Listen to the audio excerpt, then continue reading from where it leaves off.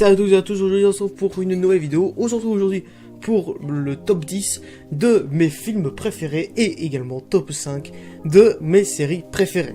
Je me suis dit que ça aurait pu être pas mal de faire ça, j'ai fait la vidéo collection de mes DVD Blu-ray et je me suis dit pourquoi pas faire mes films préférés comme ça, bah voilà, et également séries vu que j'en ai vu que 5 j'en ai vu que 5 en tout de séries Netflix, donc du coup bah j'ai fait un top 5.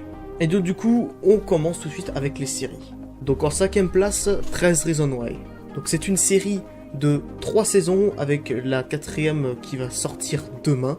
Au moment où je tourne cette vidéo, on est le 4 juin. Et normalement, elle sort également le 4 juin, normalement. Donc j'avais vu cette série, c'est la toute première série Netflix que j'ai vue. Je l'ai vue parce que en fait, je voyais les pubs YouTube de partout. Ça en parlait partout de cette série, donc du coup je me suis dit bon, c'est quoi, je vais aller la voir, et j'ai bien aimé. Donc du coup, pour vous résumer l'histoire, en tout cas la saison 1, parce que chaque saison ce sont des histoires différentes, un petit peu comme la plupart des séries, à part certaines.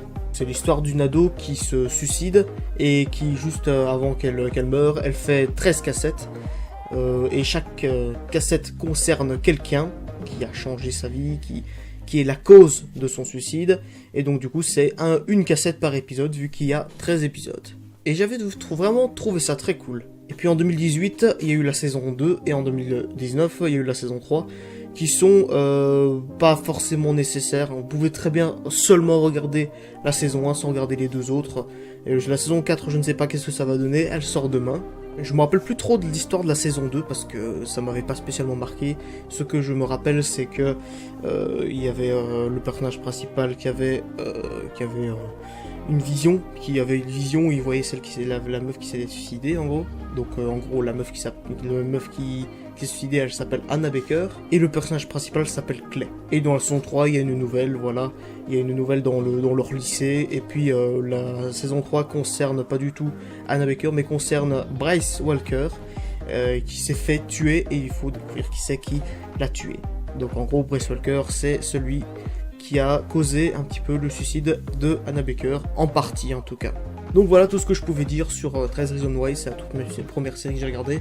Il y a beaucoup de belles choses, beaucoup de choses positives, mais comparé à d'autres séries, voilà, c'est un autre level.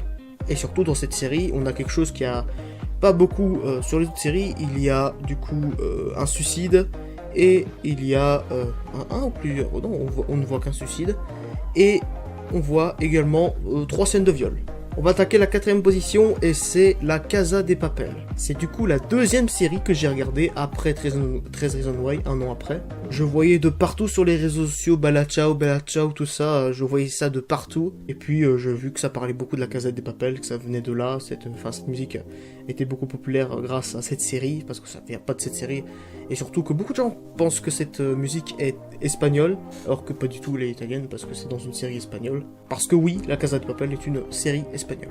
Donc en gros, c'est l'histoire d'un gars qui est surnommé le professeur, qui veut faire réaliser le rêve de son père, qui est de tout simplement faire un braquage, qui est de braquer la maison de papier, du coup, d'Espagne, de Madrid. Et donc du coup, il engage des personnes qu'on appelle sous le nom de villes, en fait. Il y a en tout 4 saisons, et les 4 saisons sont toutes excellentes les unes que les autres, même si la saison 3, 4 et 5, du coup, n'étaient pas prévues à la base. À la base, il devait y avoir que 2 saisons, mais bon, voilà, on connaît un petit peu, c'est un petit peu la même chose qu'avec 13 Reasons Why, il devait y avoir qu'une seule saison à la base, mais bon, ça a généré de l'argent, tout ça, donc du coup ils se sont dit, bon, on va faire d'autres saisons, mais ça ne veut pas dire que ces saisons en question sont mauvaises, parce qu'elles sont toutes aussi excellentes, même si j'aurais aimé aussi que ça se finisse sur la saison 2, malgré, parce qu'il y a pas mal de fanservice, pas mal de personnages qui sont morts, mais qu'on les voit vivants, comme par exemple Berlin, parce que ce sont des flashbacks. Et puis voilà, j'ai vraiment beaucoup aimé cette série. 3ème position, Breaking Bad. J'ai regardé cette série durant le confinement, parce que bon, 5 saisons c'est quand même long, et durant le confinement, eh ben ça m'a permis d'avoir vraiment le temps de bien regarder, et j'ai bien kiffé. Le seul petit point, c'est que je trouve que les épisodes sont assez lourds, dans le sens où je trouve que ça passe pas hyper vite, tu vois, comparé à La Casa de Papel où les épisodes passent très très vite. Donc en gros, c'est l'histoire d'un professeur qui a qui a une vie un peu banale et qui décide un jour de créer une drogue, enfin de cuisiner une drogue qui s'appelle la méthamphétamine. Oui, j'ai dû rechercher sur Google le nom parce que je connaissais pas le nom, et puis il y a eu plusieurs séquences en fait qui ont été coupées et où j'arrivais pas du tout à prononcer le nom du truc. Mais bon bref, et puis il fait ça en duo avec un ancien élève qui s'appelle Jesse Pinkman. Et cette série est riche en rebondissements, en retournements de situation, c'est tout simplement incroyable. Et il y a également des personnages qui sont vraiment détestables, quoi. Comme dans La Casa de Papel, comme dans 13 Reasons Why d'ailleurs. Mais là, vraiment, il y en a certains où c'est vraiment du high level, hein, niveau puterie, niveau voilà, quoi, tout ça. Donc on a une histoire du coup avec un prof qui est un petit peu, pas une merde, mais bon, un cas normal, quoi, qui devient vraiment un baron, qui devient vraiment un caïd. Donc du coup, cet homme, du coup, hein, qui crée la méthamphétamine, j'ai réussi à le dire. Il s'appelle Walter White et il est surnommé, il se surnomme Heisenberg. Je suis sûr que même si vous regardez pas Breaking Bad, vous avez sûrement déjà entendu ce nom. Heisenberg, hein, dont moi, quand j'avais pas encore vu la série. Et donc du coup, je vous conseille vivement d'aller regarder cette série si vous avez du temps à perdre, parce que c'est quand même 5 saisons avec en tout avec 13 épisodes chacune, à part la 5e saison où il y en a 16, qui dure 45 minutes. On attaque la deuxième position, qui est Narcos. Donc du coup, tout simplement, ça présente l'histoire tout simplement de Pablo Escobar, des Narcos, durant tout simplement durant les années 80, les années 90. J'ai vraiment kiffé cette série, malgré du fait que le fils de Pablo Escobar qui est toujours en vie, qui a dit qu'il y a beaucoup de points négatifs et tout sur cette série. Bon, après, on n'a pas vécu avec Pablo, donc du coup, on ne peut pas savoir. Donc en gros, le personnage principal sont tout simplement 2 agents de la DEA. Donc du coup, le principal s'appelle Steve Murphy, et le deuxième, je me rappelle plus du tout de comment est-ce qu'il s'appelle. Et donc du coup, ce sont 2 Américains qui sont envoyés en Colombie, hein, pour simplement enquêter, traquer sur les narcos et sur les narcotrafiquants, etc. Il y a en tout 3 saisons, dont la 3e qui est une histoire un peu différente des 2 premières saisons qui se suivent. La 3e saison est un petit peu ennuyeuse tout au long, mais au niveau de la fin, elle est bien, elle est pas mal. Et là, on attaque la première position, qui est tout simplement Stranger Things. J'ai regardé cette série il y a à peine quelques semaines, et c'est Maxime Lotaku, hein, qui me le conseillait vivement, et qu'il avait vu, et que j'avais déjà envie de regarder à la base. Et j'étais pas forcément très rassuré avant de regarder ça, je me suis dit, je sais pas si je vais aimer. Et au final, j'ai surkiffé. Surtout parce que, en fait, tu t'identifies beaucoup plus à cette série, aux personnages de cette série, parce que ce sont des gens, bon, dans mon cas en tout cas, où ce sont des enfants ce sont des enfants. Donc du coup, c'est l'histoire d'un groupe de garçons qui simplement, il y en a un qui se fait kidnapper en quelque sorte, et qui se trouve dans un monde parallèle qui s'appelle le monde à l'envers. Donc du coup, le groupe de gosses est constitué de Mike, Lucas, Dustin et Will. Et c'est Will qui s'est fait kidnapper en quelque sorte, qui s'est fait faire enfermer dans le monde à l'envers, et tout le monde le croit mort, à part ses amis et aussi sa mère, hein, que tout le monde prend un petit peu pour une folle. Et donc du coup, au final, ils finissent par le retrouver, et puis voilà. Ah oui, donc du coup, il y a 3 saisons, une qui sort en 2016, une en 2017 et une en 2019, et la 4e qui sort normalement en 2021.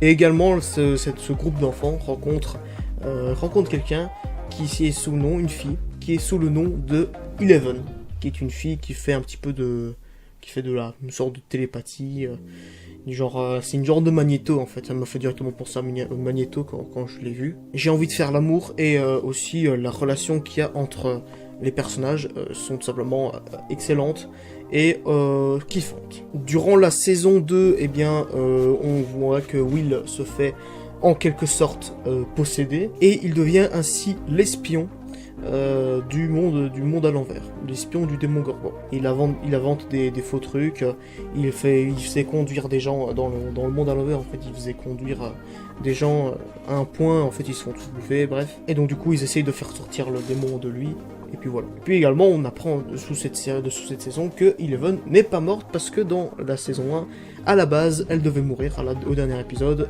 mais au final, elle n'est pas morte. C'est également une série où, normalement, il était censé y avoir qu'une seule saison, et au final, il y en a 3, même 4, voire peut-être même 5, qui vont sortir. Attention, il y a un faux raccord, à vous de le trouver. Si vous trouvez le faux raccord qu'il y a, eh bien, je lui offre une tisane. C'est pas de refus. Et dans la saison 3, les personnages ont mué, les personnages ont grandi, Eleven s'est fait pousser les cheveux, et cette fois-ci, la menace, c'est tout simplement les Russes qui ont fait réouvrir le portail qui mène au monde à l'envers que Eleven avait fermé dans la saison 2. Et donc du coup, dans la saison 3, les principaux ennemis sont les Russes, alors que dans les Pointes de grand-mère, c'était plus les démons gargons, les démons chiens, etc. Bon, je sais pas si en vrai c'était vraiment nécessaire de raconter des histoires, etc. Hein, j'aurais pu juste raconter les faits, raconter de quoi ça parle, etc. Et pas forcément raconter l'histoire. C'est un petit plus, hein, faut dire. Et là maintenant, on va s'attaquer au film. 10e position, mon Pixar préféré, Toy Story, qui est le tout premier film Pixar, et c'est tout simplement l'histoire d'un gosse qui joue avec ses jouets, et ses jouets sont en fait, quand les humains ne sont pas là, ces jouets sont vivants. Peut-être ce qui se passe avec vos jouets, avec vos peluches, etc. Lorsque vous n'êtes pas là, peut-être que c'est ça ce qui se passe, hein. Faudrait mettre des caméras. Donc on voit vraiment que c'est vraiment une histoire qui est vraiment un petit peu imaginée par un enfant. On voit vraiment que c'est vraiment les débuts, c'est assez vieilli. Découvrir Toy Story en 2020, je ne sais pas si c'est vraiment... ça va, je pense que ça va un peu fermer les yeux, je sais pas. Donc en gros l'histoire c'est que le jouet principal qui s'appelle Woody, qui est un cow-boy, un jouet qui représente un cow-boy en tout cas, et c'est le principal, le préféré. Et puis pour l'anniversaire de Andy, donc c'est le garçon qui s'appelle Andy, il reçoit un Buzz l'éclair, qui est un petit peu le jouet un petit peu à la mode un peu. Et il se fait délaisser, il se fait remplacer, et il essaye de faire en sorte qu'il soit de nouveau le préféré en se débarrassant de lui.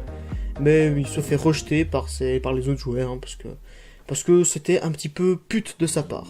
Et après, il se retrouve à être de chez le voisin, qui est tout simplement un psychopathe, quelqu'un qui torture les jouets. Et au final, il arrive à récupérer Buzz, ils deviennent potes, et puis il retrouve les autres jouets. En 9e position, Peter Jackson King Kong. Du coup, c'est un film qui a été fait par Peter Jackson, qui a fait Les Seigneurs des Anneaux.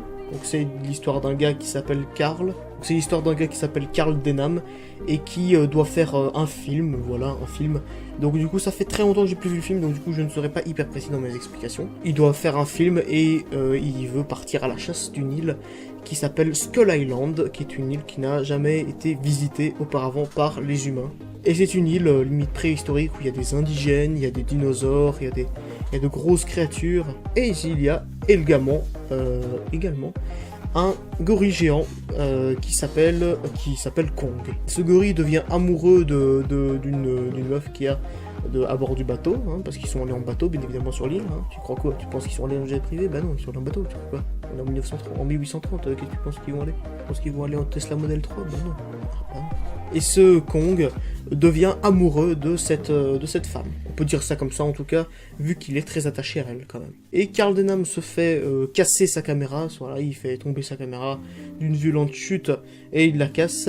Et donc du coup il se dit voilà, ça qui est fichu, il est fichu, voilà, pas de film, voilà, il fera pas le buzz, il gagnera pas de l'argent et des putes. Et il décide de tout simplement capturer le gorille, donc c'est-à-dire Kong, le capturer et l'emmener à New York. Puis après il est attaché, il est dans un théâtre, il réussit à s'enfuir, il recherche Anne, parce que la meuf en question, qui s'appelle Anne Darrow. Il la retrouve, après vous connaissez, il monte sur l'Empire State Building, et puis après il se fait marave par les avions, et il meurt. Puis après il y a la fameuse phrase, c'est pas les avions qui ont tué Kong, mais c'est la belle qui a tué la bête. Que c'est beau tout ça. Alors on attaque la 8e position avec Shrek, qui est mon DreamWorks préféré. Donc c'est l'histoire d'un ogre qui s'appelle Shrek, et qui vit tout seul dans un marais, et que quand quelqu'un est là, quand il est en face d'un humain, etc., eh ben il a peur, et donc du coup voilà, c'est pour ça qu'il vit tout seul, etc.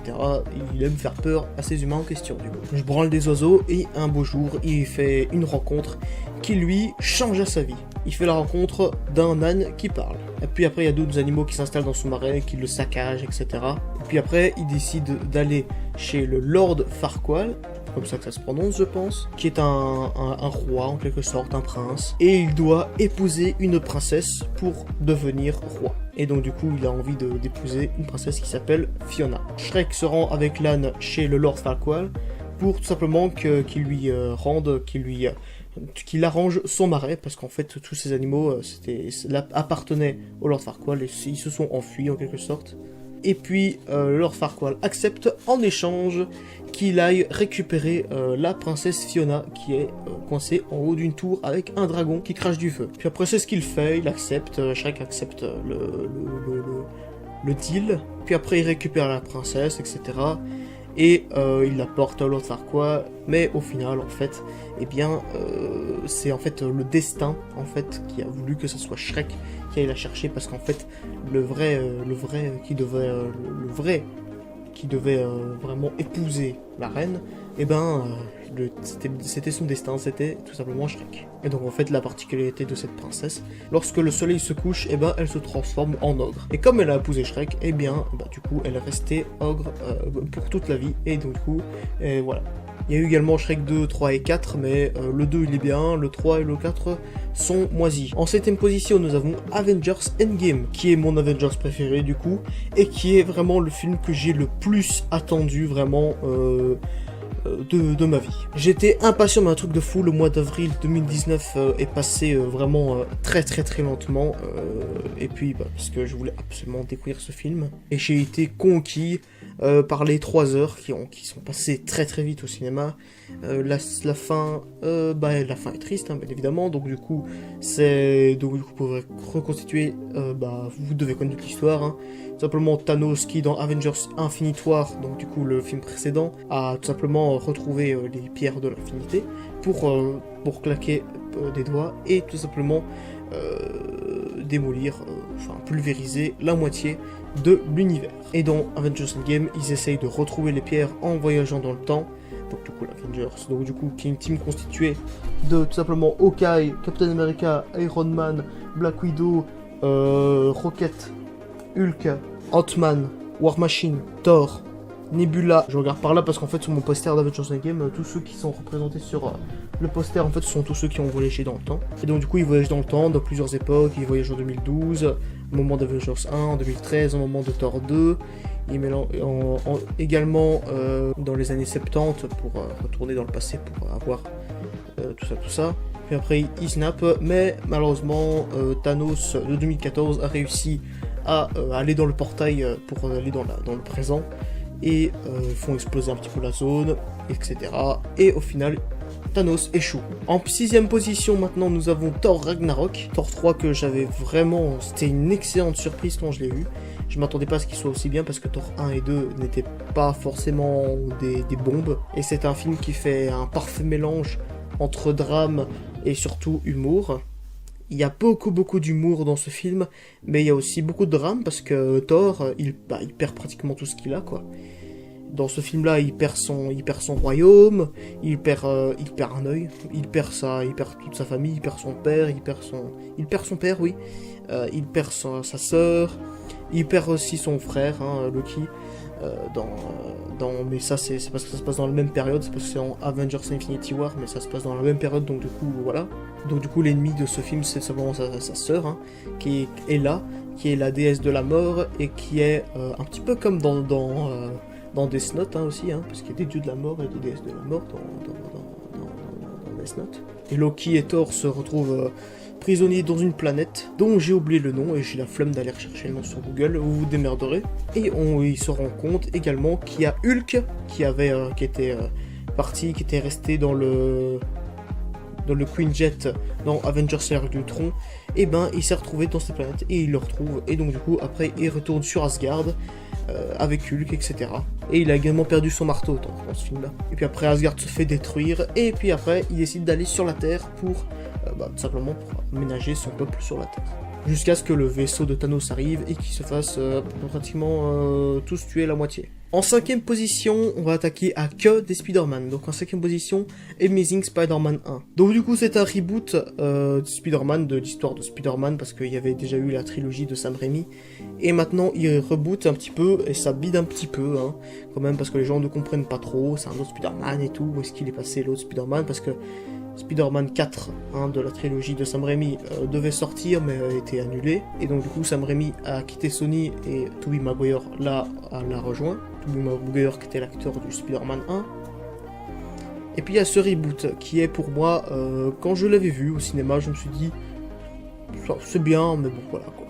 Mais quand je vois ce qu'on a aujourd'hui, c'est-à-dire les Far From Home, Homecoming, tout ça, je me dis putain c'était quand même bien ce film. Et surtout, ça les gens n'y pensent pas trop, hein, c'est vraiment sous-coté comme Spider-Man au niveau de son histoire, parce que son histoire représente le plus l'histoire des comics. Donc du coup c'est l'histoire d'un gars qui se fait piquer par une araignée et qui est en fond, qui a un crush en fait, qui est tout simplement Gwen Stacy. Et la relation entre Gwen Stacy et ce Spider-Man est l'une des plus belles relations, pour moi la plus belle relation dans un film de super-héros, surtout parce que les deux acteurs, donc c'est-à-dire Emma Stone et Andrew Garfield, étaient en couple, se sont mis en couple après ce film, et ce qui fait que dans Amazing Spider-Man 2, donc le destin d'un héros, eh bien était beaucoup plus, leur relation était encore meilleure vu qu'on voyait clairement qu'ils étaient en couple. Et donc du coup, pour revenir à l'histoire du 1 quand même, donc du coup c'est le Dr Connors qui essaie de trouver un remède pour retrouver son bras, et puis Peter Parker arrive à trouver une équation, à trouver une formule, et puis en fait ça part en couille parce qu'il se transforme en lézard. Dr Connors se transforme en lézard, et puis voilà. En 5ème position, voilà j'en ai parlé, c'est Amazing Spider-Man 2. Qui est le film Spider-Man qui a généré le moins d'argent, parce que beaucoup de gens ont été déçus du 1, et le 2 est vraiment largement meilleur que le 1, et donc du coup là on a plusieurs méchants, on en a 3, qui sont tout simplement Harry Osborn, donc c'est-à-dire le bouffon vert, devant Electro, et le Rhino qu'on voit juste à la fin, avec un costume méga pourri, et voilà, on le voit vraiment limite au crédit, quoi. Donc là, ici, Peter Parker se sent un petit peu mal, parce qu'il avait promis au père de Gwen Stacy avant qu'il meure dans le 1, il avait promis qu'il s'approcherait plus de Gwen Stacy, etc., pour pas la mettre en danger et tout. Et il l'a promis, mais il passe quand même du temps avec, il sort quand même toujours avec. Et puis il voit des hallucinations, il a l'impression de voir son père partout, etc. Et il prend la décision, la décision de la quitter. Puis après sa vie c'est un petit peu de la merde, hein, on va pas se le cacher. Et puis et il continue toujours à suivre Gwen, etc. dans les rues, etc. Mais il n'arrive pas à résister, et puis il veut quand même être en couple avec elle et tout ça. Et il apprend qu'elle va partir, aller vivre ça pour ses études, elle va aller en Angleterre. Après on voit l'apparition de Electro, qui est tout simplement un gars qui était un petit peu une merde, hein, là aussi, hein, ça on voit beaucoup ça. Et puis après il s'est retrouvé électrocuté dans une bassine avec des genres d'animaux, je ne sais plus comment ça s'appelle, des trucs qui font des électroniques. Bref, on s'en fout.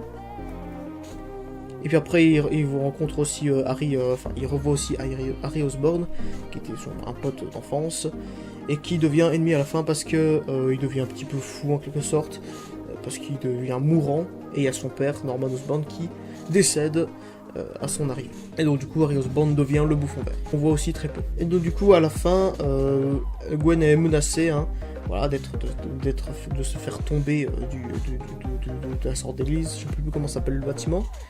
Et puis, eh bien, elle décède. Voilà. On sait pas ce qu'il a. C'est pareil qu'elle décède de la même façon que dans les comics.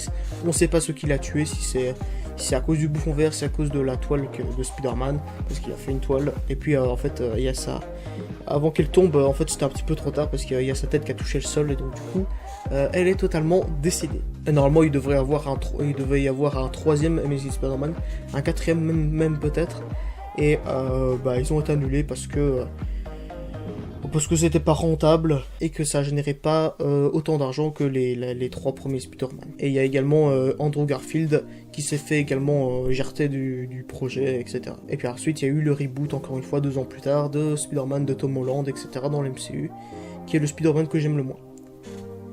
Et enfin le podium, les 3 premiers, et bien c'est tout simplement les Spider-Man de la trilogie de Sam Raimi. Donc en 3ème position Spider-Man 3, 2ème position Spider-Man 1 et 1ère position Spider-Man 2. Donc l'histoire de ces films, là aussi, un petit peu comme dans Amazing Spider-Man, c'est un petit peu le même scénario. Un gars qui se fait piquer par une araignée et qu'après il a du super pouvoir. Il est en kiff sur une meuf depuis toujours et cette fois-ci c'est Mary Jane Watson. Ouais, Mary Jane Watson. Mary Jane Watson. Qui s'appelle Mary Jane Watson. Donc du coup en gros dans Spider-Man 1 le méchant c'est le bouffon vert. Dans Spider-Man 2 c'est le Docteur Octopus. Et dans Spider-Man 3 c'est tout simplement c'est celui qui a le Spider-Man qui a le plus divisé à l'époque, mais qui au final beaucoup de gens disent qu'il est pas ouf ce film, mais en vrai il est très très bien le 3. Mais voilà quoi, moins bon que les deux précédents. Et il y a comme méchant Venom, l'homme sable, le bouffon vert de Harry Osborn cette fois-ci, et également Peter Parker en lui-même, vu qu'il avait été possédé en quelque sorte par le symbiote. La vidéo est déjà quand même assez longue comme ça, donc du coup je vais l'arrêter ici. Donc du coup voilà, c'est la fin de cette vidéo. Donc j'espère que vous l'avez aimé, elle était quand même assez longue, hein. Enfin en tout cas moi ici je vois qu'elle dure 50 minutes, mais je sais pas combien est-ce qu'elle va durer réellement. J'espère que vous avez aimé, n'hésitez pas à liker, commenter, tout ça. Et puis moi je vous dis à la prochaine des gens. Oh, I'm a virgin. Oh, oh, oh, oh, oh, oh, I'm a virgin. Oh, oh, oh, oh, oh, oh, I'm a virgin. Oh, oh, oh, oh, oh, oh, I'm a virgin. Oh, oh, oh, oh, oh, oh, I'm a virgin.